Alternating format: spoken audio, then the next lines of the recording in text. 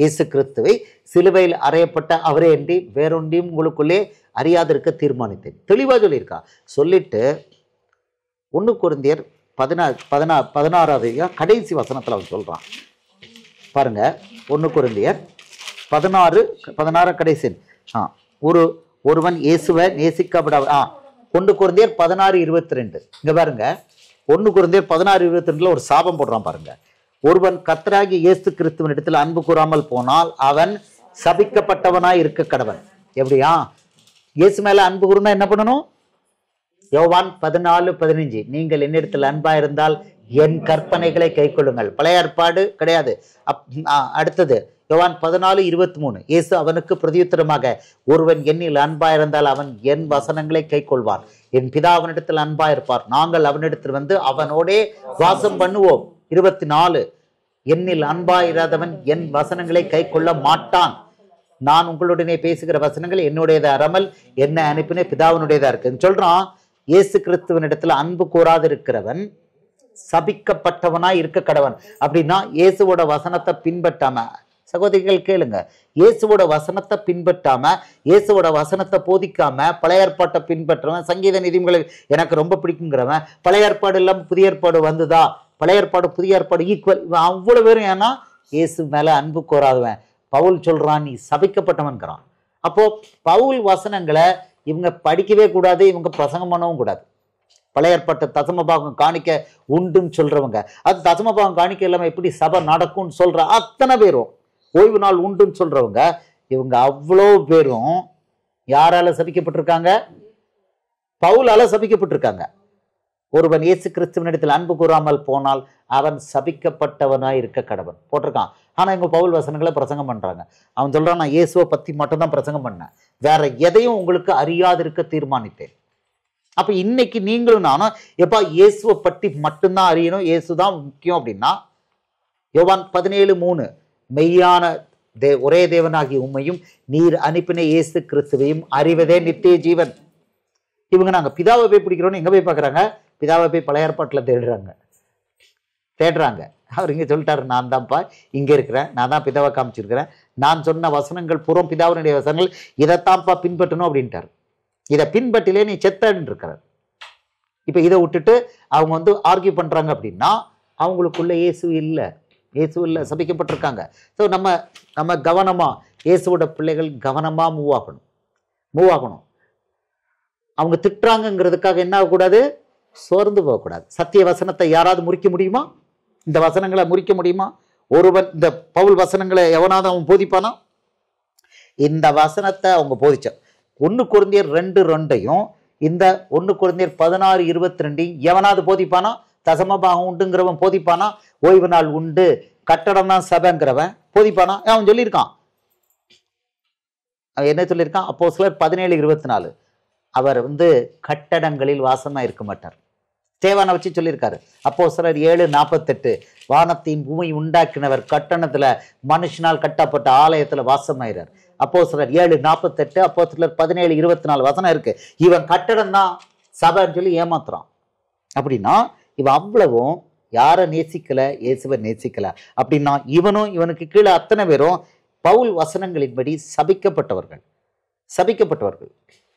நான் சொல்லலை, பவுல் சொல்லியிருக்கான். பவுல் வசனங்களை இவன் எவனும் எடுத்து போதிக்கிறதுக்கு அருகதை கிடையாது. பழைய ஏற்பாட்டை போதிக்கிறவன் பவுல் வசனங்களை எடுத்து போதிக்க கூடாது. ஏன்னா ஏசு என்ன சொல்லி இருக்கிறாரு? புதுசையும் பழசையும் என்ன பண்ணக்கூடாது? மிக்ஸ் பண்ணக்கூடாது. அதுக்கு முன்னால சீஷர்கள் ஒரு முக்கியமான வசனத்தை திருப்பி ஞாபகம் வச்சுக்கணும். லூக்கா 5வது அதிகாரம் 36வது வசனம். இதுல ஓமையை சொல்லிட்டாரு. ஓமையை சொல்லிட்டு கடைசி வசனத்துல சொல்றாரு, ஒரு எச்சரிக்கை கொடுக்கிறாரு. லூக்கா 5:36 வசனம் கொடுக்கிறாரு. அன்றியும் ஒருவனும் பழைய ரசத்தை குடித்த உடனே புது ரசத்தை விரும்ப மாட்டான், பழைய ரசமே நல்லதென்று சொல்லுவான் என்றார். இது மேய்ப்பர்களுக்கெல்லாம் இந்த பைபிள் எடுத்து பிரசங்கம் பண்ற அத்தனை பேருக்கும் எச்சரிக்கை. நீ பழச பிரசங்கம் பண்ணின, சங்கீதம், நீதிமொழிகள், சகரியா, எரேமியா, ஏசாயான்னு அங்கிருந்து வசனத்தை எடுத்து டைரக்டா பிரசங்கம் பண்ணினா ஆடுகள் எங்க வராது? இயேசுவுடைய புது ரசம்ங்கிற ராஜ்யத்தின் உபதேசத்துக்குள்ள வரவே செய்யாது. எச்சரிக்கை கொடுத்திருக்காரு. அப்போ உண்மையான இயேசுவுடைய ஊழியக்காரன் இதை எடுத்து அவன் என்ன பண்ணுவான்? மத்தேயு 28:20 பின்பற்றுவான். நான் உங்களுக்கு கட்டளையிட்ட யாவையும் அவர்கள் கை கொள்ளும்படி அவர்களுக்கு உபதேசம் பண்ணுங்கள். இயேசு தெளிவாக கொடுத்துருக்காரு. என் கட்டளைகளை, நான் வாய் திறந்து பேசின கட்டளைகளை தான் உபதேசம் பண்ணணும்னு சொல்லியிருக்காரு. இவன் போய் அது எப்படின்னு நீ பேய் பிடிச்சவன், அவ்வளோதான். நீ பேய் பிடிச்சவன், வேற ஒன்றுமே கிடையாது. இங்கே சொல்லிட்டாரு, பழச படிக்க விடாத, பழச டீச் பண்ணாதன்னு இருக்கிறார். இதை ஏன் மறுக்க முடியும்? அதுக்கு முன்னால் இருந்து சொல்றாரு பார்ப்போம். லூக்கா 5:36-39. அவர்களுக்கு ஒரு ஓமையும் சொன்னார். ஒருவனும் புதிய வஸ்திரத்துண்டே பழைய வஸ்திரத்தின் மேல் போட்டு இணைக்க மாட்டான். புதுசுனா இயேசுடைய ராஜ்யத்தின் உபதேசம், பழசுனா பழைய ஏற்பாடு. இணைச்சா புதியது பழையதை கிழிக்கும். இயேசுவோட வாசனம் பழசு கிழிக்கும். சாலமோனுக்கு 1000 பொண்டாட்டி. 1 ராஜாக்கள் 11:3. 700 மனையாட்டி, 300 மறுமனையாட்டி. மொத்தம் கணக்குல அக்கௌண்ட்ல 700. அக்கௌண்ட்ல இல்லாம எத்தனையோ இயேசுவுக்கு மட்டும்தான் வெளிச்சம். தாவீதுக்கு நிறைய மறுமனையாட்டிகள். இயேசுப்பா சொல்றாரு, அங்க தேவன் சொல்றாரு, எப்பா உனக்கு ஸ்திரீ வேணும்னு என்கிட்ட கேட்க வேண்டியதானே, நான் கொடுத்துருப்பேனே, ஏன் அந்த பிள்ளையை போய் பிடிச்சேன்னு கேட்காரு. உனக்கு ஸ்திரீ வேணும் என்கிட்ட கேட்க வேண்டியதானே. அந்த காலத்துல ராஜாக்கள் ஸ்திரீகளை கொடுத்தாரு. இப்ப நான் ராஜா எனக்கு ஸ்திரீகளை கொண்டு விடுறோம் பரவாயில்ல. மத்தேயு 19:5-6. எவனாவது வேசித்தன முகாந்திரம் எண்ணி நீ ராஜாவானாலும் ஆண்டி ஆனாலும் உனக்கு ஒண்ணு பொண்டாட்டி தான். அதுக்கு மேல லுக்கு விட்டா கூட மத்தேயு 5:27 படி செத்தடா செத்து அப்படிங்கிறார். அப்போ அங்க போய் இந்த பிள்ளைகள் படிக்கும்போது அவனுக்கு 700 மனையாட்டிகள், 300 மனையாட்டிகள் இருந்தால் அவனுடைய மனைவிகள் அவனை சோரம் போக பண்ணினார்கள். அது பிள்ளைகளை வாலிப பிள்ளை குழந்தைகளாம் படிச்சிருந்தான். இது என்னது 1000 இருக்கு அப்படின்னா 1000 இது நீதிமொழிகளை பின்பற்றணும், சாலமோனை பின்பற்றணுங்கிறாங்க. அப்போ 1000 உண்டோ? நம்ம அப்பா 1000 பிடிச்சிட்டு வரும். இப்போ பிள்ளைகள் வந்து மனசுக்குள்ளே அது போகும், நம்ம அப்பா 1000 போயிட்டு வரும். அங்கே தான் லெஃப்ட் ஒன்று ரைட் ஒன்று எங்கே இருந்தாலும் இது. அங்கே பார்த்தீங்கன்னா நீங்கள் தமிழகம் கெஸ்ட் ஹவுஸில் போகும்போது சிலையில் பார்த்தா இங்கே ஒன்று அங்கே ஒன்று இருக்கு. மனைவிட்ட போகும்போது பாரு லெஃப்ட் ஒன்று ரைட் ஒன்று இருக்குப்பா, அங்கே இருக்கு. இப்போ இங்கே அங்கே 2 லெஃப்ட் ஒன்று ரைட் ஒன்று. இங்கே 1000. தாவீதுக்கு அத்தனை இருந்தது மறுமனையாட்டிகள், ஆபிரகாமுக்கு அத்தனை மறுமனையாட்டிகள். இப்போ இதையும் அதையும் மிக்ஸ் பண்ணா புதுசாக வளர்ற பிள்ளை கேட்கும், ஐயோ அது எப்படி குழப்பத்திலே இருப்பாங்க. அதை போதிக்காத, அது கிடையாது. எசப்பா கேன்சல் பண்ணிட்டாரு. அது மத்தேயு 19:5-6 தெளிவாக உடைச்சிட்டாரு. வேசித்தன முகாந்திரமின்றி தன் மனைவியை தள்ளி விடுகிறவன் விபச்சாரம் செய்கிறவனா இருப்பான். தள்ளி விடப்பட்டவளை விவாகம் பண்ணுகிறவன் விபச்சாரம் செய்கிறவனா இருப்பான். ஒரே ஒரு மனைவி தான், தள்ளிலாம் விட முடியாது. தள்ளுதல் சீட்லாம் கிடையாது. 2 போன செத்தன்ட்டார். இப்ப அங்க அத்தனை இருக்கு. அப்போ இதையும் அதையும் மிக்ஸ் பண்ணா புதுசை கிழிக்காது, புதுசு பழசை கிழிக்கும். இங்க லூக்கா 6:27 எனக்கு செவி கொடுக்கிற உங்களுக்கு சொல்கிறேன், உங்கள் சத்துருக்களை சிநேகியுங்கள், உங்களை சபிக்கிறவர்களை ஆசீர்வதியுங்கள், அவங்களுக்காக ஜெபம் பண்ணுங்க. அங்க என் சத்துருவை முழு பகையாக பகைக்கிறேன். எத்தனை? 1 2 இல்ல. சங்கீதத்துல இப்ப நான் வசனம் படிச்சேன்னா தாறுமாறா இருக்கு. அவனை நிர்மூலமாக்குற வரைக்கும் விட்ட மாட்டேன். இப்ப இந்த சங்கீதத்தை படிக்கிற பிள்ளைங்க ஒரு 2 சாம்பிள் படிப்போம். போவோம் நம்ம பழைய ஏற்பாட்டுக்கு. இந்த பழைய ஏற்பாடு புதிய ஏற்பாடை மிக்ஸ் பண்ண எப்படி கிளியுதுன்னு கொஞ்சம் சொல்லி கொடுப்போம். சங்கீதம் படிக்காதப்பா, வளர்ந்தவங்க தான் படிக்கணும். சின்ன பிள்ளைகள், இயேசுவுக்காக ஊழியம் பண்ணாதவங்க, பேய் ஓட்டாதவங்க சங்கீதம் படிக்கப்படாது. சங்கீதம் அவனு பிடிச்சிருவோம். எப்படி? சங்கீதத்துல பேய் இருக்கு, பேயும் இருக்கு. பேய் மட்டும் இல்லை, பேயும் இருக்கிறது. ஏன்னா நியாயப்பிரமாணம் இருக்கு. சங்கீதத்துல நல்ல வசனமும் இருக்கு, அதோட நடுவில் என்ன இருக்கு? பேயும் இருக்கு. இது சொன்னா அது எப்படி பைபிள்ல பேய் இருக்கு? அவரே சொல்றாரு. உபாகமம் 30:15 சொல்றாரு, இதோ உனக்கு முன்பாக ஜீவனையும் மரணத்தையும் வைத்தேன். அவரே சொல்றாரு. பழைய ஏற்பாடு கொண்டு ஜீவனும் மரணமும் அவரே சொல்லுங்க. நீ நல்லா இருக்கிறதுக்கு ஜீவனை தெரிந்து கொள். நீ மோசமா போன உன் பிள்ளைகளோட மாம்சத்தை நீனே சமைச்சு தின்னுவ, வைராக்கியமா தின்னுவன்ட்டார். அது நடந்தது. சாபம் 64 வசனம், ஆசீர்வாதம் 15-16 வசனம் தான். பழைய ஏற்பாடை நம்புறவனுக்கு அத்தனை சாபம் இருக்குது. உபாகமம் 27-28 படிச்சுப்பாங்க, அத்தனை சாபம் இருக்கு. இவங்க ஆசீர்வாதத்தை மட்டும் ஒரு வசனம் சொல்லுவாங்க. அதை கொஞ்சம் படிச்சு நான் அவனுக்கு காமிக்கிறேன். ரொம்ப கடுமையா இருக்கு. அப்போ பைபிள்ல அவர் சொல்லியிருக்காரு, மரணமும் உனக்கு முன்னால மரணத்தையும் ஜீவனையும் வைக்கிறேன், தெரிந்தெடுத்துக்கோ, எது வேணுமோ செலக்ட் பண்ணிக்கோ. இப்ப பாருங்க, சங்கீதத்துல இவனுக்கு சத்துரு யாருன்னா பாருங்க, சங்கீதம் 18:37, சங்கீதம் சங்கீதம் 18:37. இவன் வந்து எத்தனை பேரை சபிச்சிருக்கான் அதெல்லாம் நம்ம பார்க்கலாம். பாருங்க, சங்கீதம்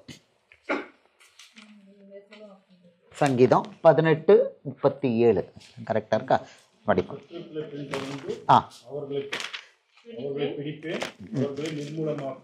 விடமாட்டேன்.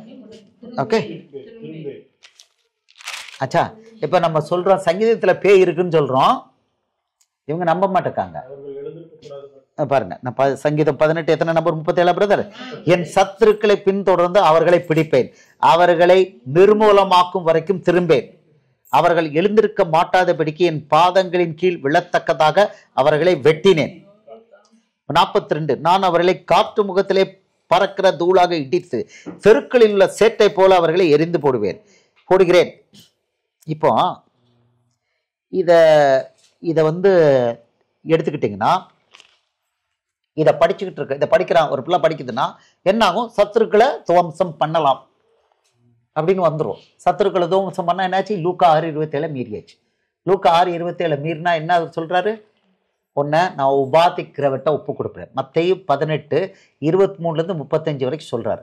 அது சொல்றாரு ஒன்ன மத்தேயு இப்ப என்ன தண்டனை அங்க கிடைக்கும்? மத்தேயு 18 ஓமை மூலம் கொடுக்குறாரு. உன் சத்துருக்களை சகோதரனை நீ மன்னிக்கல அப்படின்னா மத்தேயு 18வது அதிகாரம் 34-35 மட்டும் படிக்க. அவர் சொல்றாரு, இந்த அவனுடைய ஆண்டவன் கோபம் அடைந்து அவன் பட்ட கடனை எல்லாம் தனக்கு கொடுத்து தீர்க்கும் அளவும் உபாதிக்கிறவர்களிடத்தில் அவனை ஒப்பு கொடுத்தான். டார்ச்சரர்ஸ் பேய்கிட்ட ஒப்பு கொடுத்தான்னு எழுதியிருக்கிறாரு. ஆண்டவன் நம்ம ஐயா தான்.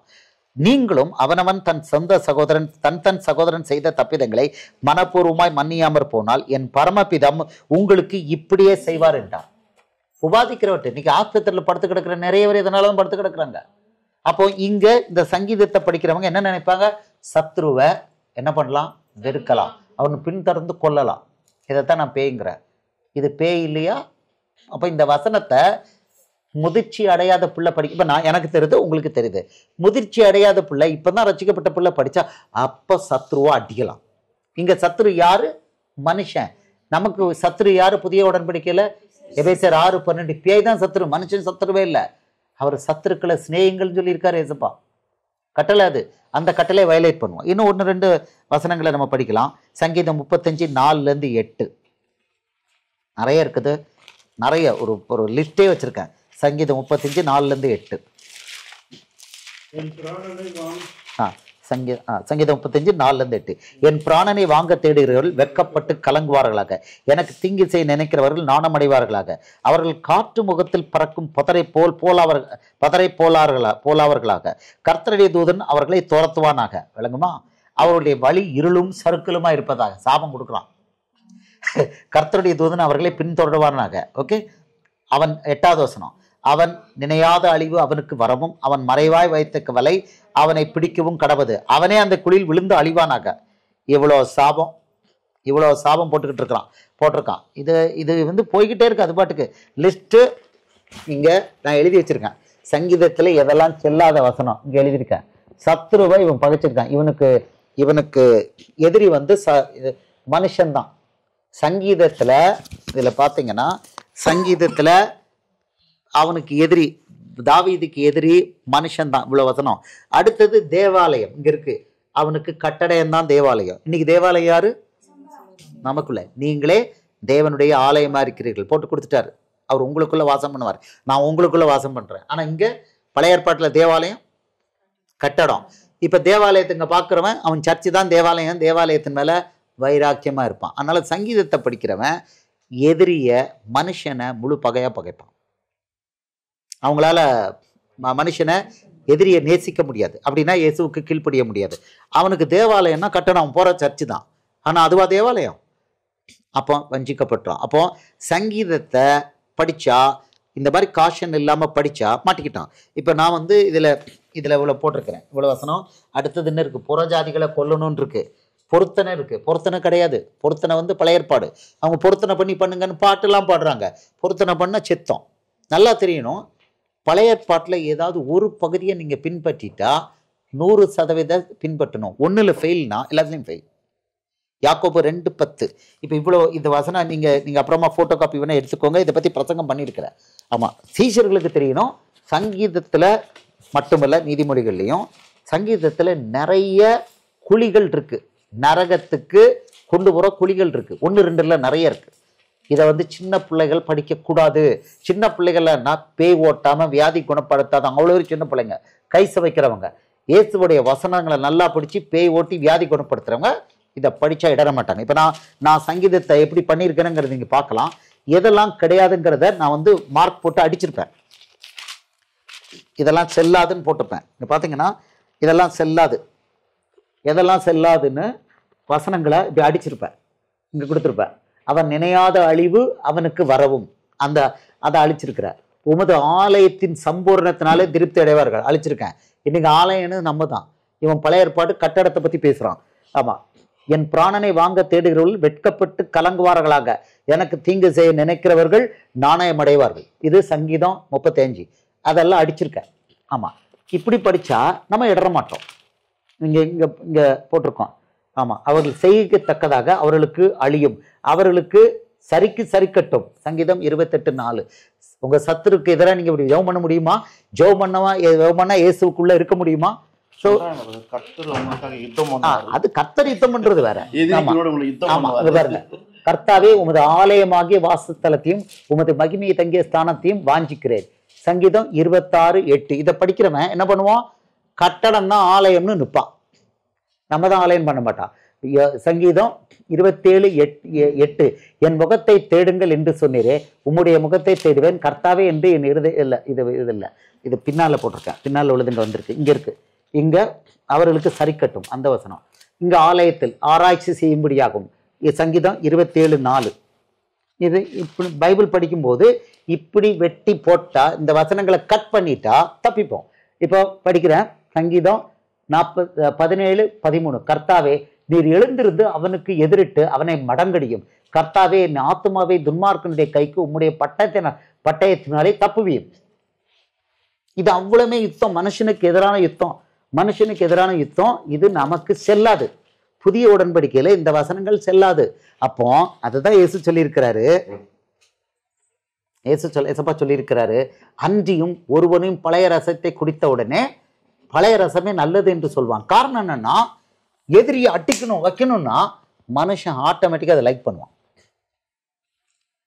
எதிரியை கொல்லணும், வைக்கணும், பின்தொடரணும், விட்டக்கூடாது, அவனை பழி வாங்கணும் அப்படின்னா மனுஷன் மாம்சம் ஆட்டோமேட்டிக்கா லைக் பண்ணுவான். ஆனா எதிரியை நேசிக்கணும். கஷ்டம் என்னது? எதிரியை நேசிக்கணும். அவர் என்ன சொன்னாரு? லூக்கா 23:34 சொன்னாரு, பிதாவே இவர்களுக்கு மன்னியும், தாங்கள் செய்கிறது என்னவென்று தெரியாமல் செய்கிறார்களே சொன்னாரு.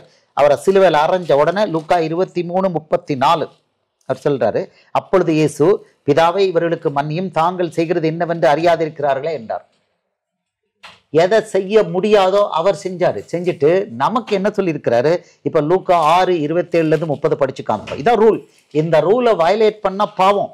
இந்த ரூலை வயலேட் பண்ணா வியாதி வரும், கட்டு வரும், பேய் வீட்டுக்குள்ள வரும். லூக்கா 6:27. எனக்கு செவி கொடுக்கிற உங்களுக்கு நான் சொல்லுகிறேன், உங்கள் சத்துருக்களை சிநேகியுங்கள், உங்களை பகைக்கிறவர்களுக்கு நன்மை செய்யுங்கள், உங்களை சபிக்கிறவர்களை ஆசீர்வதிங்கள், உங்களை நிந்திக்கிறவர்களுக்காக ஜெபம் பண்ணுங்கள், உன்னை ஒரு கன்னத்தில் அறைகிறவனுக்கு மறு கன்னத்தையும் கொடு, உன் அங்கேயே எடுத்துக்கொள்கிறவனுக்கு உன் பத்திரத்தையும் எடுத்துக்கொள்ள தடை பண்ணாதே. இதான் சொல்லிட்டார். இதான் இன்னைக்கு கரண்ட் சிலபஸ். இதான் கரண்ட் சிலபஸ். இதை விட்டுட்டு பழசபை பிடிச்சா ரெண்டும் ஒன்னா வராதுன்ட்டார். ரெண்டும் மிக்ஸ் ஆகாது. அங்க எதிரிய துவம்சம் பண்ணணும், இங்க எதிரிய மன்னிக்கணும். இது எப்படி ரெண்டும் ஒன்னாகும்? அங்க கண்ணுக்கு கண் பல்லுக்கு பல். அன்னைக்கு ரூல் பழைய ஏற்பாட்டில் ரூல், யாத்திராகம் 20வது அதிகாரத்துக்கு வரும், கண்ணுக்கு கண் பல்லுக்கு பல். அப்போ இன்னைக்கு அதை நான் பின்பற்றுவேன் அப்படின்னு நான் சொல்றாரு. யாத்திராகமும் 21, 23, 24, 25. வேறே சேதம் உண்டானால் ஜீவனுக்கு ஜீவன், கண்ணுக்கு கண், பல்லுக்கு பல், கைக்கு கை, காலுக்கு கால். காலில் அடிச்சா காலை வெட்டி எடுத்துடணும். அதான் சூட்டுக்கு சூடு, காயத்துக்கு காயம், தழும்புக்கு தழும்பு, பழி கொடுக்க வேண்டும். தழும்புக்கு தழும்பு பழி கொடுக்க வேண்டும் போட்டு கொடுத்துருக்காரு. அவ்வளோதான் கொடுத்துருக்காரு. லேவியராகமும் 24:20. மறுபடியும் அதை கொஞ்சம் நம்ம பார்க்கலாம். இவ்வளோ கொடுத்துருக்காரு. ஒருத்தனை கொலை பண்ணா அவன் கொலை செய்யப்படணும். ஆமா, லேவியராகமும் 24:30 ஏதோ எழுதியிருக்கிறார். ஆமா, அவர் 24:30 இல்லை, லேவியராகமம் இதை எந்த வசனம்? லேவியராகமம் 24:20. 20 என்ன சொல்றாரு? லேவியராகும் 24:20 நொறுக்குதலுக்கு நொறுக்குதல். அதுக்கு முன்னால 17 வசனம் கொடுக்குறேன். ஒரு மனிதனை கொல்லுகிறவன் எவனோ அவன் கொலை செய்யப்பட வேண்டும். மிருகத்தை கொண்டவன் மிருகத்துக்கு மிருகம் கொடுக்க கடவன். பாட்டு ஏதோ பாடுது. நொறுங்குதலுக்கு 20 லேவியராகும் எடுங்க. வெளியில ரூம்ல கொண்டு வைங்க. வெளி ரூம்ல கொண்டு வைங்க தம்பி. நொறுக்குதலுக்கு லேவியராகமும் 27:20 நொறுக்குதலுக்கு நொறுக்குதல், கண்ணுக்கு கண், பல்லுக்கு பல். அவன் ஒரு மனிதனை ஊனப்படுத்தினது போல அவனும் ஊனப்படுத்தப்பட வேண்டும். மிருகத்தை கொன்றவன் பதில் கொடுக்க வேண்டும். மனிதனை கொன்றவனோ கொலை செய்யப்பட வேண்டும் கடவன். இவ்வளவுதான் கொடுத்திருக்காரு. அது வெளியில கொண்டு 5:38 பாருங்க. வெளியில. ஆமா, இது 5:38 ரெண்டுக்கு மிக்ஸ் பண்ணி சொல்றாரு. மத்தேயு 5:38 மத்தேயு 5:38 இயேசு சொல்லியிருக்காரு. இது எப்படி இதை கேன்சல் பண்ணியிருக்காரு. ரெண்டையும் கொடுக்குறாரு. மத்தேயு 5:38 படிச்சிருவோம். படிங்க, உங்களை பைக் இருக்கா பாருங்க, எடுத்து படிங்க. கண்ணுக்கு கண் பல்லுக்கு பல் என்று உரைக்கப்பட்டதை கேள்விப்பட்டிருக்கீர்கள். நான் உங்களுக்கு சொல்லுகிறேன், தீமையோடு எதிர்த்து நிற்க வேண்டாம். ஒருவன் உன்னை வலது கண்ணத்தில் அறிந்தால் அவனுக்கு மறு கண்ணத்தையும் திருப்பி கொடு. படிங்க. உன்னோடு வழக்காடி உன் வஸ்திரத்தை எடுத்துக்கொள்ள வேண்டும் என்கிறவனுக்கு உன் அங்கேயும் விட்டுவிடு. ஒருவன் உன்னை 1 மைல் தூரம் வர பலவந்தம் பண்ணினால் அவனோட 2 மைல் தூரம் போ. உன்னிடத்தில் கேட்கிறவனுக்கு கொடு. உன்னிடத்தில் கடன் வாங்க விரும்புவனுக்கு முகம் கூடாதே. உனக்கு அடுத்தவனை சிநேகித்து உன் சத்துருக்களை பகைப்பாக என்று சொல்லப்பட்டதை கேள்விப்பட்டிருக்கிறீர்கள். நான் உங்களுக்கு சொல்லுகிறேன், உங்கள் சத்துருக்களை சிநேகிங்கள், உங்களை சபிக்கிறவர்களை ஆசீர்வதிங்கள், உங்களை பகைக்கிறவர்களுக்கு நன்மை செய்யுங்கள், உங்களை நிந்திக்கிறவர்களுக்காகவும் உங்களை துன்பப்படுத்துறவர்களுக்கும் ஜெபம் பண்ணுங்கள். போதும். இப்ப எப்படி 2 ஒன்னாகும்? அப்போ கிளீனா. இப்ப லூக்கா மறுபடியும் வருவோம். லூக்கா 5:36 39 இதை எடுத்தோம்னா பழசையும் புதுசையும் மிக்ஸ் பண்ணா கிழிஞ்சு போகணும்னு இயேசு சொல்லியிருக்கிறாரு. அதனால பழைய ஏற்பாடும் புதிய ஏற்பாடும் ஒண்ணுதான், ரெண்டையும் பின்பற்றணும். பழைய ஏற்பாடு இல்லாம புதிய ஏற்பாடு இல்ல, 2 பரிசுத்தாவியானவர் கொடுத்ததான் பின்பற்றணும் அப்படின்னு சொல்றவன் அவ்வளவு பேரும் பேயினால வஞ்சிக்கப்பட்டவன், பேய் மகன். அவன் தேவனால் உண்டானவன் அல்ல. அவன் தேவனால் உண்டானவன் அல்ல. இயேசுக்கு சித்தமான தேவனால் உண்டானவங்கிற வசனத்தை பார்க்கலாம். இப்போ இந்த 3 ஓமை பழசையும் புதுசையும் மிக்ஸ் பண்ணக்கூடாதுன்னு இயேசு கொடுத்துருக்கிற அந்த வார்னிங் லூக்கா 5:36 39 ஒரு தடவை மறுபடியும் படிப்போம். அவர்களுக்கு ஒரு ஓமையும் சொன்னார். ஒருவனும் புதிய வஸ்திரத்துண்டை பழைய வஸ்திரத்தின் மேல் போட்டு இணைக்க மாட்டான். இணைத்தால் புதியது பழையதை கிழிக்கும். புதிய வஸ்திரத்துண்டு பழைய வஸ்திரத்துக்கு ஒவ்வாது. ஒருவனும் புது திராட்சை ரசத்தை பழந்துருத்திகளில் வார்த்து வைக்க மாட்டான். வார்த்து வைத்தால் புது ரசம் துருத்திகளை கிழித்து போடும். ரசமும் சிந்தி போகும், துருத்திகளும் கெட்டு போகும். முதலுக்கே மோசமாகும்னு கொடுத்திருக்கிறார். கெட்டு போகும். புது ரசத்தை புது துருத்திகளில் வார்த்து வைக்க வேண்டும், அப்பொழுது 2 பத்திரப்பட்டிருக்கும். இயேசுவோட வசனம், இயேசுவோட 10 கற்பனைகள். மத்தேயு 5:1-16 10 கற்பனைகள் கொடுத்திருக்காரு. அந்த வசனங்களை, இயேசுவோட வசனங்களை அவருடைய கற்பனைகளுக்குள்ளே கனெக்ட் பண்ணணும். இயேசுவோட வசனங்களை எடுத்துட்டு எங்க போகக்கூடாது? 10 கற்பனைகள் பழைய ஏற்பாட்டுக்கு போகக்கூடாது. அங்க யாத்திரா 35:1-2 சொல்லுது, ஓய்வு நாள்ல எவனாவது வேலை செஞ்சால் அவன் கொலை செய்யப்பட கடவனே எழுதியிருக்கு. கொலை செய்ய முடியுமா இன்னைக்கு? அதனால ரொம்ப கவனமா இருக்கணும். அது உண்டுன்னு சொன்னா மாட்டிக்கிட்டோம். ஆமா, பண்ணக்கூடாதுன்ட்டாரு. ஸோ அடுத்ததான் கடைசியா 39 சொல்றாரு. லூக்கா 5:39 சொல்றாரு, அந்தியும் ஒருவனும் பழைய ரசத்தை குடித்த உடனே, அப்படின்னா பழைய ஏற்பாட்டை படித்த உடனே அல்லது பழைய ஏற்பாட்டு போதகத்தை கேட்ட உடனே பழைய ஏற்பாடே நல்லது என்று சொல்லுவான். புதிய உடன்படிக்கை மத்தேயு மார்க்கு லூக்கா அவனை விரும்ப மாட்டான். இயேசுடைய பரலோக ராஜ்யத்தை விரும்ப மாட்டானே சொல்லியிருக்கிறார். அன்றியும் ஒருவனும் பழைய ரசத்தை குடித்த உடனே புது ரசத்தை விரும்ப மாட்டான். பழைய ரசமே நல்லது என்று சொல்லுவான் என்றான். இதுல தெளிவா இங்க மட்டும்தான் தெளிவா கொடுத்துட்டாரு. இதை மத்தேயு 9:16-17 சொல்லியிருக்காரு. மத்தேயு 9:16-17 அவர் 3 இடத்துல கொடுத்திருக்காரு. எனக்கு தெரியாதுன்னு எவனும் சொல்ல முடியாது, ஏமாற்ற முடியாது. மத்தேயு 9:16-17 ஒருவனும் கோடி துண்டை பழைய வஸ்திரத்தோட இணைக்க மாட்டான். இணைத்தால் அதனோட இணைத்த துண்டு வஸ்திரத்தை அதிகமாய் கிழிக்கும், பீறலும் அதிகமாகும். புது திராட்சை ரசத்தை பழம் துருத்திகளில் வார்த்து வைக்கிறதும் இல்லை. வார்த்து வைத்தால் துருத்திகள் கிழிந்து போம், ரசமும் சிந்தி போம், துருத்திகளும் கெட்டு போம். புது ரசத்தை புது துருத்திகளில் வார்த்து வைப்பார்கள், அப்பொழுது 2 பத்திரப்பட்டிருக்கும் என்றார். இயேசுவோட வசனத்தை அவருடைய வசனங்கள் அப்புறம் கொடுத்திருக்காரு. அப்போஸ்தலர்கள் வழியா நினைப்பூட்டு கொடுத்திருக்காரு. இதுக்குள்ளே தான் ஹேண்டில் பண்ணணும்.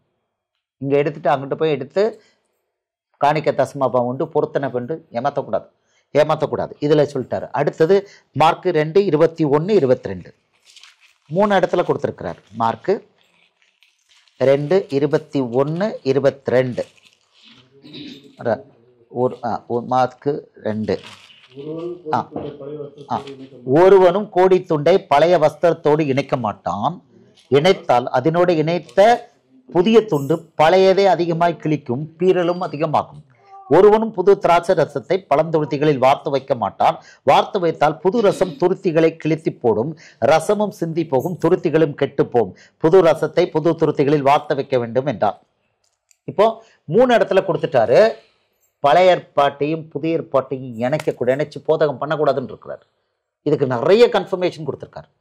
3 இடத்துல இப்படி சொல்லிட்டார், தெளிவாக சொல்லிட்டாரு. சொல்லிட்டு லூக்கா 5:39 பழைய ஏற்பாடை முதல்ல போதிச்சேன்னா அவன் எங்கே வரமாட்டான்? இயேசுடைய புதிய ஏற்பாட்டுக்குள்ளே வரவே மாட்டான். புதிய ஏற்பாட்டு வசனங்களுக்குள்ளே வரலன்னு என்ன கிடைக்காது? பரலோக ராஜ்யம் கிடைக்காது. பரலோக ராஜ்யம் எங்கே கிடைக்குது? பரலோகம் எங்கே கிடைக்குது? என்னிடத்தில் விசுவாசமாய் இருக்கிறவனுக்கு நித்திய ஜீவன் உண்டென்று மெய்யாகவே உங்களுக்கு சொல்கிறேன்.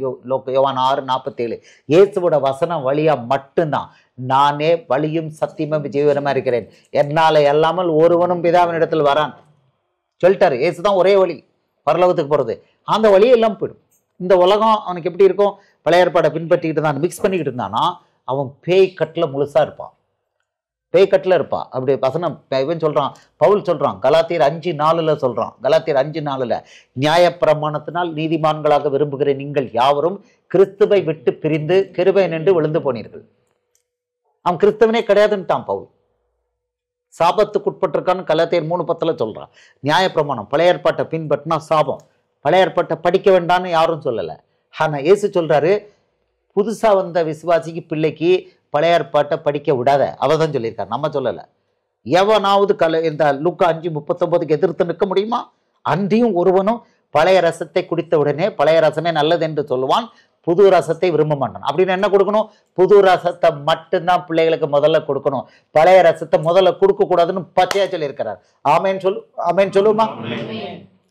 அப்போ இதை நீங்க உங்க உபதேசம் உங்களுக்கு தெரிஞ்சபடி சொல்றீங்க இல்ல, இது இயேசுவுடைய உபதேசம் சொல்லிட்டு மத்தேயு 28:20 தெளிவா சொல்றாரு, நான் உங்களுக்கு கட்டளையிட்ட யாவையும் அவர்கள் கைக்கொள்ளும்படி அவர்களுக்கு உபதேசம் பண்ணுங்கள். அவர் பழைய ஏற்பாட்டு கட்டளைகளை பழைய ஏற்பாட்டு நியாயங்களை உபதேசம் பண்ணுங்க. உடன்படிக்கை பெட்டி, அந்த பலி கொடுக்கறது, யூத வரலாறு, எகிப்திலிருந்து அவர் மீட்டு கொண்டு வது, இது எதுவுமே எங்க இல்லை? புதிய உடன்படிக்கை சபையில யாருமே பிரசங்கம் பண்ணல. இங்க பாருங்க, கொரிந்தியர் 1 கொரிந்தியர் 2 கொரிந்தியர் தெசலோனிக்கர் பிலிப்பியர் எங்கேயுமே அதை பிரசங்கம் பண்ணலாம். ஆனா இவங்க பிரசங்கம் பண்றாங்க. நெகேமியா அலங்கம் கட்டினதை இவங்க பிரசங்கம் பண்றாங்க. இயேசு சொல்லாத வார்த்தைகள், அது இயேசு சொல்லாத உபதேசம். அப்போ அந்த உபதேசத்தை கேட்குற அவ்வளவு பேரும் வஞ்சிக்கப்படுறாங்க. எல்லாரும் பிசாத்து கையில இருக்கிறாங்க.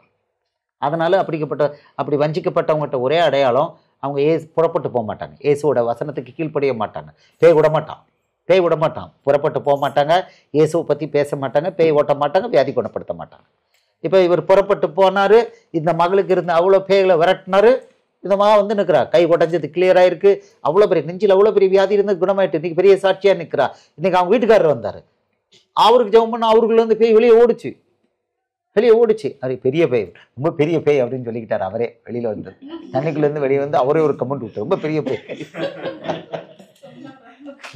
ரொம்ப பெரிய பேய், ஓப்பன் டிக்ளரேஷன்.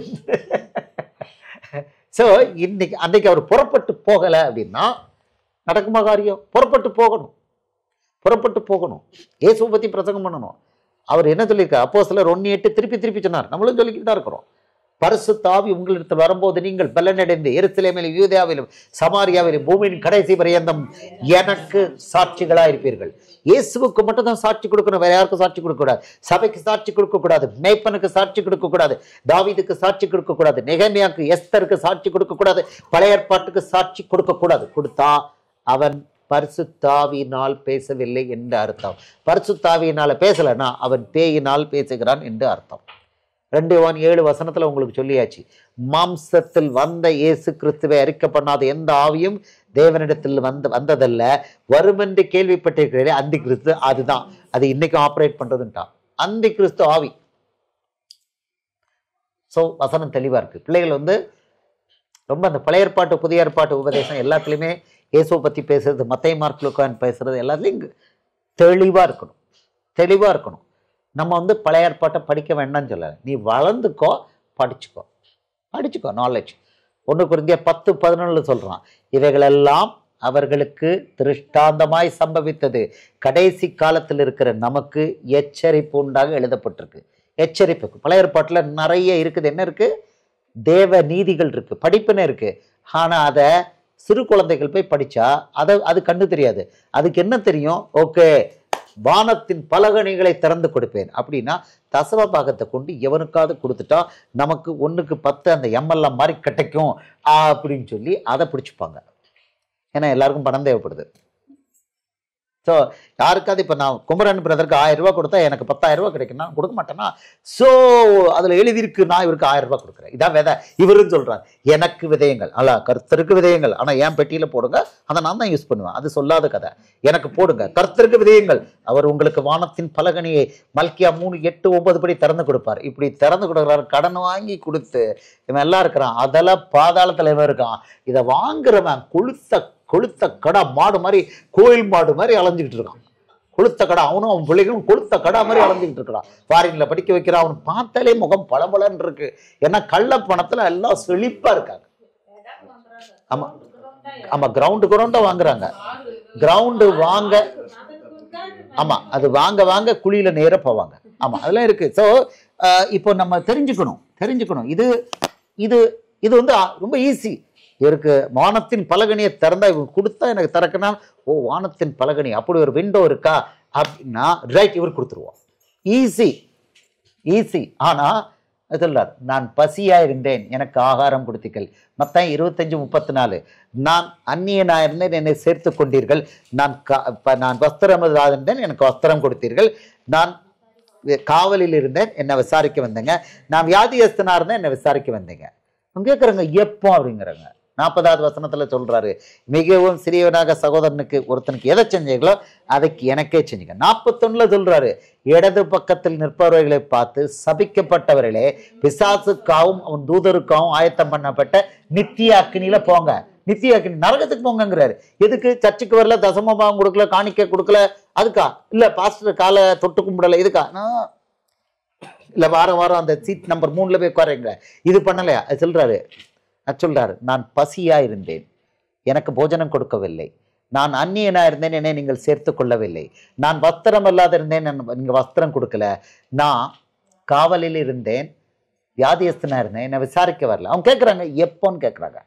மத்தேயு 25:45 சொல்றாரு, மிகவும் சிறியவனாகிய ஒருவனுக்கு நீங்கள் எதை செய்யாதிருந்தீர்களோ அதை எனக்கே செய்யாதிருந்தீர்கள் என்று மெய்யாவே உங்களுக்கு சொல்கிறேன். எங்க சகோதரன்லாம் சொல்லல, மிகவும் சிறியவனாகிய ஒருவனுக்கு நீங்கள் எதை செய்யாதிருந்தீர்களோ அதை எனக்கே செய்யாதிருந்தீர்கள் என்று மெய்யாவே உங்களுக்கு சொல்கிறேன். அந்தப்படி இவர்கள் நித்திய ஆக்கினை அடையவும் நீதிமான்களோ நித்திய ஜீவனை அடையும் போவார்கள். there is something called நீதிமான்களுடைய உயிர்த்தெழுதல். அது சொல்றாரு, ஏழைக்கு கொடுத்தா நீதிமான்களுடைய உயிர்த்தெழுதல் உங்களுக்கு பங்கு கிடைக்கும். அதாவது ஏழைக்கு சாப்பாடு கொடுக்கிறவன், அவனை கவனிக்கிறவன் தான் இயேசுவுக்கு என்ன பண்றான்? காணிக்கை கொடுக்குறான். அவனுக்கு பண்ணா நீங்கள் மாளும் போது நித்திய வீட்டில் உங்களை சேர்ப்பாருன்னு சொல்லி கொடுத்துருக்கிறார். சில ரகசியங்கள் அங்கே சொல்லியிருக்காரு, பின்னால் அதை பற்றி பேசுவோம். பரலோகம் கொடுப்பேன் இருக்கிறாரு.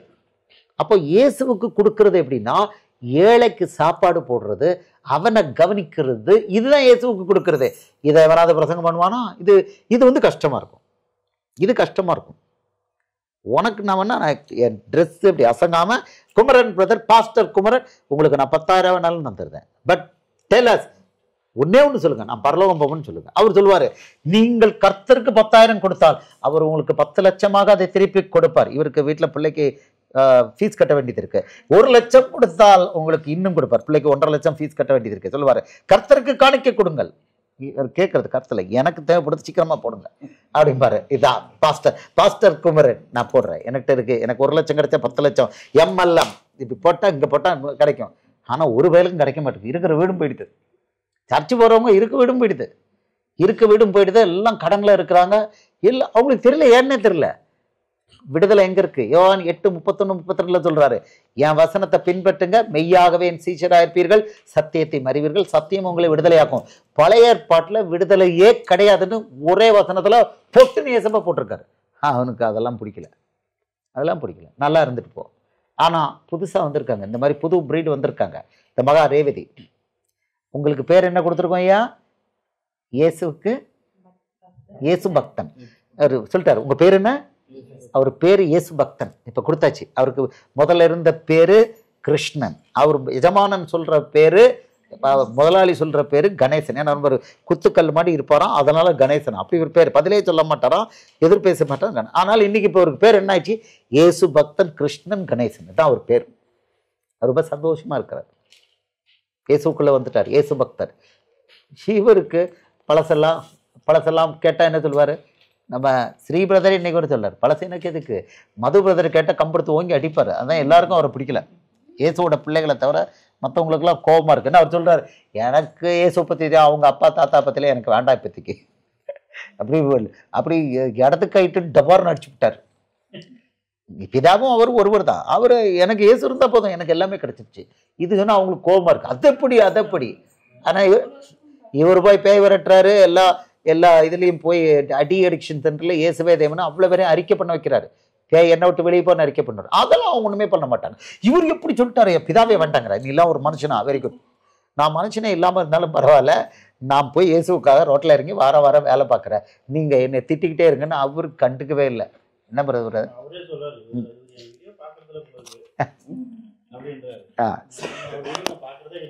சரி, ஆமா, சரி. நிலையிலையா பார்க்காதீங்க, அதெல்லாம் வேற விஷயம். ஸோ இப்போ நம்ம புரிஞ்சிருச்சு, சீஷர்கள் இப்போ இன்னைக்கு பரிசுத்தாவி வந்தா என்ன, அந்த அடையாளம் என்ன, பரிசுத்தாவியினர் என்ன பண்ணுவார், அதை பத்தி டீட்டெயிலாக அவர் பசங்க பண்ணார். மகா கேட்ட கேள்விக்கு இப்போ பதிலும் கிடைச்சிருச்சு. நிறைய பதில் மற்றவங்க கேள்விகளை கேட்டுக்கிட்டு இருக்காங்க, அவங்களுக்கும் சொல்லியாச்சு. என்ன கொடுத்தாச்சு? வா எலியா மாதிரி டீல் போடுவோம், வா. இப்போ அவங்க வசனத்தை எலியா மாதிரி டீல் போடுவோம், வா வா வா. பேச்சுவார்த்தைலாம் கிடையாது, டைரக்டா லைன்ல இறங்குவோம். யாருக்கு இயேசு பதில் கொடுக்குறாரோ, கர்த்தர் பதில் கொடுக்குறாரோ, அவர்களுடைய தெய்வமே தெய்வம், வா வா வா, நாங்க ஆட்டைக்கு ரெடி. இப்போ அதையும் சொல்லி கொடுத்தாச்சு. அடுத்தது சீஷர்களுக்கு கொஞ்சம் கேள்விகள் இருந்துடலாம். அதுபடி சங்கீதம் கொஞ்சம் நல்லா இருக்கு. அங்க இருக்க குழிகள் என்ன, சாம்பிள் தான் கொடுத்துருக்கோம். நிறைய வசனம் இருக்கு. அந்த வசனத்துல ஒரு வசனத்தை பிடிச்சாலும் நம்புனாலும் இழுத்து கொண்டு போயிடும். கொஞ்சம் புளித்தம்மா, பவுல் எச்சரித்திருக்கிறான். கலாத்தியர் 5:9, புளிப்புள்ள கொஞ்சம் மாவானது பிசைந்த அனைத்தையும் உப்பு பண்ணும். அப்படின்னா உங்களுக்குள்ள பழைய ஏற்பாட்டு நியாயப்பிரமாணம் ஒரு சிறு பகுதி உள்ள போய் அதை ஏற்றுக்கிட்டீங்கன்னா, அவன் சொல்றான் செத்துது அப்படிங்கிறான், கிழிஞ்சது கிருஷ்ணகிரி அப்படிங்கிறான். சாரி, கிருஷ்ணகிரி கிளியில நல்ல ஊர். ஆமா, நம்ம தெரியாம அந்த பழமொழியெல்லாம் சொல்லிவிட்டோம். ஆமா. ஸோ போக்கில் வந்துடுது, கிருஷ்ணகிரி நல்ல ஊர். ஓகே, ஸோ கிழிஞ்சதுன்னு ஆகிடும். ஏசப்பாவே சொல்லிட்டார், கிழிஞ்சு போயிடும். 3 தடவை தோணிருக்காரு, கிழிஞ்சு போயிடும் விட்டார். நான் ஒன்றும் வெளியிலேருந்து பேசல, கிழிஞ்சிடும்னு அவரே சொல்லியிருக்கிறார். அப்போ நம்ம எச்சரிக்கையோட நம்ம செயல்படணும். அப்புறம் அவமானங்கள், தாக்குதல்கள் வருதுன்னா நீங்க கனி கொடுக்குறீங்க. பேய் உங்களை பார்த்து ஐ லவ் யூ சொல்லுவானா, பேய் ஐ லவ் யூன்னு சொல்லிட்டானா அன்னைக்கு தான் உங்க முடிவு. பேய் ஐ லவ் யூன்னு சொல்லிட்டா அன்னைக்கு தான் நம்மளுடைய முடிவு. பேய் ஐ ஹேட் யூ, நீ வா உன்னை முதுகுல அட்டிக்கிறேன். என்ன மகளே, முதுகு வலி இன்னும் இருக்கா? அந்த மகட்டு எனக்கு நல்ல செய்தி வரமாட்டுக்கு, மற்றவங்கள்ட்ட எல்லாம் குணமாயிடு. வா நீ அந்த பிள்ளைய ரேவதி அந்த மொத்த குடும்பத்தை நீ மீட்டுக்கிட்டே, வா உன்னை போட்டு தள்ளுறேன்னு சொல்லி கொடுக்குது. அப்படின்னா கரெக்ட். இப்போ அந்த அவருக்கு மார்க் பிரதருக்கு ஜோம் பண்ண மூஞ்செல்லாம் தடுப்பு 1/2 மணி நேரத்துக்குள்ள கிளியரா போயிட்டுங்கிறாரு. ஜெரால்டு தம்பிக்கு கண்ணெல்லாம் இதானது, ப்ரே பண்ண அடுத்த காலையில் பார்க்க ஒன்றும் இல்லை, அப்படி வழியில் ஒன்றும் இல்லை, நார்மல் ஃபோட்டோலாம் அனுப்பியிருக்கிறாரு. அப்படி ஸோ அவன் கொடுக்குறான் ஐ லவ் யூங்கிற மெத்தடில். பிசாசு என்ன சொல்கிறான், எலிசபெத் சிஸ்டர் அப்பப்போ அதை பிடிச்சிப்பான், அங்கிட்ட பிடிச்சிப்பான். ஏசுவர் நாமத்தில் போ பிசாசுன்னு ஓடுவான். அப்போ அவன் நம்மளை ஐ லவ் யூ சொல்லுவான். இந்த பாப்பா சின்ன பிள்ளை, இவன் ஐ லவ் யூங்கிறான். இந்த பக்கம் அந்த பக்கம் ஒரே சிராய்ப்பு, கண்ணிய காயம், பிள்ளைக்கு கடிக்கிறான். ஆமாம், நீ பேய ஓட்டுறியா, சின்ன பிள்ளை என்னை ஓட்டுறியா, என்னால் ஒன்றும் பண்ண முடியல. என்னால் முடிஞ்சது ஒரு பட்டயத்தை, ஒரு டூப் பட்டயத்தை போட்டு சூந்து குச்சி போட்டு உனக்கு சின்னதாக கிட்ட அப்படி சோப்பா கொஞ்சம் காயம், அவ்வளோ காணாம போல, அவ்வளோ. அவன் பட்டயத்துக்கு முப்பிட்டு தான் எஃபெக்ட். ஆனால் இவ போட்ட போடு பேய் ஓடி போயிட்டு ஜனங்கள் விடுவிக்கப்பட்டு கொண்டிருக்காங்க. அப்போ புறப்பட்டு போகணும். அவமானம், இயேசு பட்ட அவமானம், இயேசு பட்ட அடி, நம்ம ஏதாவது பட்டிருக்கோமா? பவுல் பட்ட அடி நம்ம பட்டிருக்கோமா? இதெல்லாம் ஒன்றுமே கிடையாது. இதெல்லாம் ஒன்றுமே கிடையாது. ஆமாம், ஜாலியாக வாங்கிக்கணும். இதுதான் நமக்கு விழுப்பம். நம்மளை அந்த கிறிஸ்து சொல்கிறான், நம்மளை பேய் பிடிச்சவன் கிறிஸ்தவனே இல்லைன்னு சொல்கிறாரு. ரொம்ப டேங்க்ஸ். தமிழில் சொல்லிடணும், ரொம்ப டேங்க்ஸ். இயேசு உங்களை ஆசீர்வதிப்பாருங்க. அது நான் கூட சில சமயம் கொஞ்சம் நானும் அதுவும் கொஞ்சம் ஷார்ட் டெம்பர் ஆகிடுதோம். ஆனால் ஷார்ட் டெம்பர் ஆகாத ஒரு ஆள் இருக்காரு ஸ்ரீ. அவ்வளோ திட்டும் போது இயேசுவின் நாமத்தில் உங்களை ஆசீர்வதிக்கிறேன் ஸ்டார்னா போடுவார் பதில். இயேசுவின் நாமத்தில் உங்களை ஆசீர்வதிக்கிறேன். அந்த மாதிரி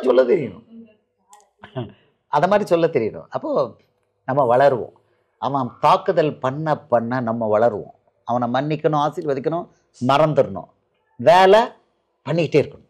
இயேசுக்கு வேலை பண்ணிக்கிட்டே இருக்கணும். பவரை கூட்டிக்கிட்டே இருப்பார். அவர் ப்ராமிஸ் கொடுத்துருக்கிறாரு.